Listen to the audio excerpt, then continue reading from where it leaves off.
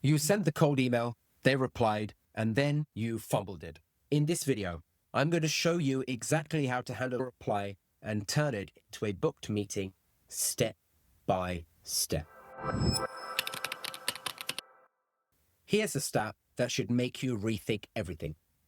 If you send 100 cold emails, roughly 40 should open, maybe 3 will reply. Of those 3, perhaps 2, if you're lucky, express some kind of interest, but statistically, only 1 actually book a meeting. Now, that gap between interest and book meeting, that's where most of the value in your pipeline gets destroyed. It's called the meeting gap.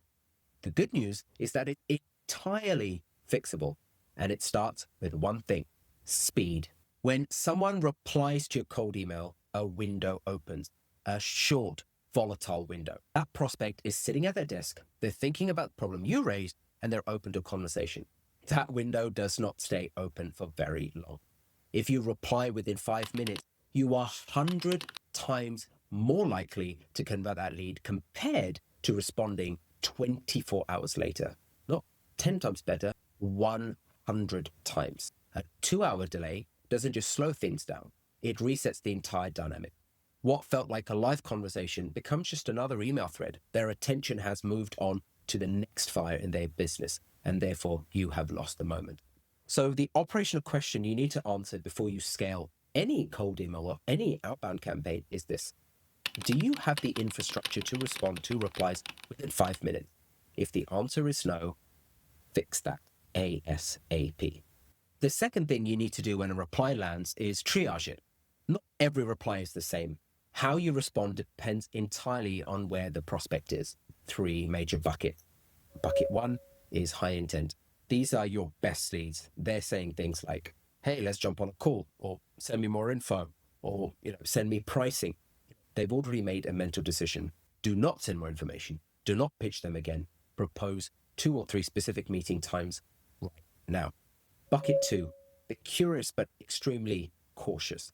These prospects are interested, but definitely not committed or not ready to commit. They might ask things like, hey, okay, how does this work? Like, show me more case studies. This is where most people make a critical mistake. They send a big PDF, a deck, or a long email. The prospect reads it asynchronously and goes silent forever.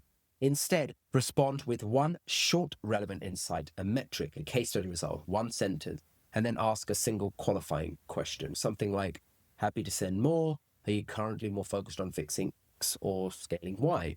That question does 2 things. It makes them invest in the conversation, and it tells you exactly what to say next.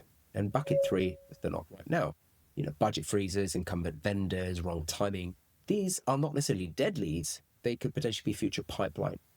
I recommend you send one piece of genuine value, maybe a relevant case study, an industry insight, and set a precise follow-up task in your CRM for midway through the quarter they mentioned.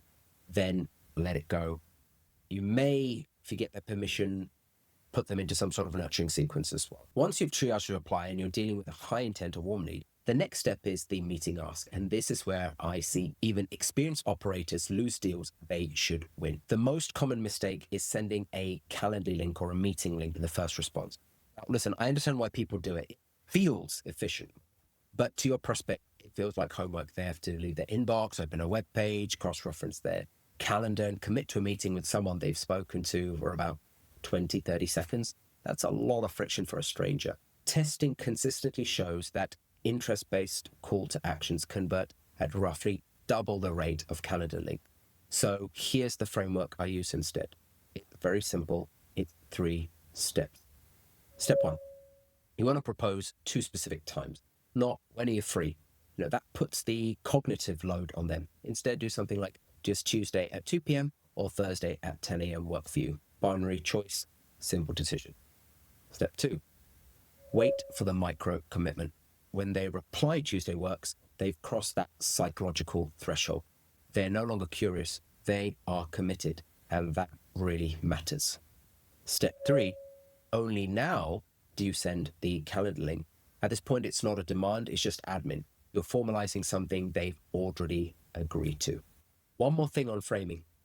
Don't sell the meeting as a demo or a pitch. You might want to frame it as an audit or tear down, a review, and say something like, we'll walk you through the exact workflow 3 companies in your space used to cut their process from 3 weeks to 4 days. They're not agreeing to hear a sales pitch, they're agreeing to get something useful, and that's going to build trust, and that will lead to high levels of conversion down the line.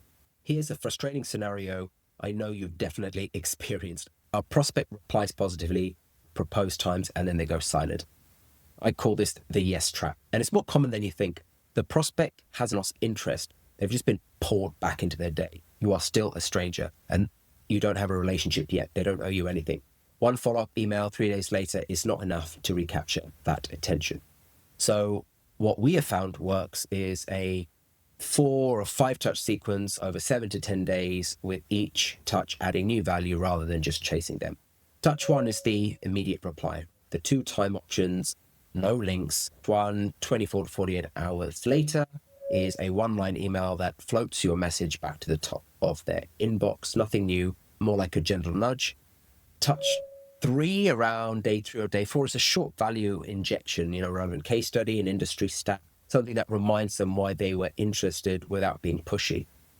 Touch 4, day 7 to 10, is what I call the breakup email. Now, the breakup email is the most underestimated tool in cold outreach. Something like, seems like the timing isn't quite right. Should I check next quarter or close this out? An email like that can get 30 to 40% reply rate. Why? Because it creates urgency without pressure, and it forces a real answer. Either they re-engage or you get closure and you move on. Let me leave you with a mindset shift that ties all of this together. A cold email reply is not a conversion. It's the beginning of a conversation. Your job in that moment is not to sell. It's to make the next step feel effortless. Respond fast, triage accurately, remove friction from the meeting us, and follow up with value instead of noise. Do these 4 things consistently, and you will convert a healthy percentage of positive replies into booked meetings. Not all of them. Anyone who tells you otherwise isn't being straight with you, but enough to build real, predictable pipeline. If this was useful, subscribe. And if you're running cold email campaigns and want to see what our full system looks like, the link to book a call with me is in the description. I'll see you in the next one.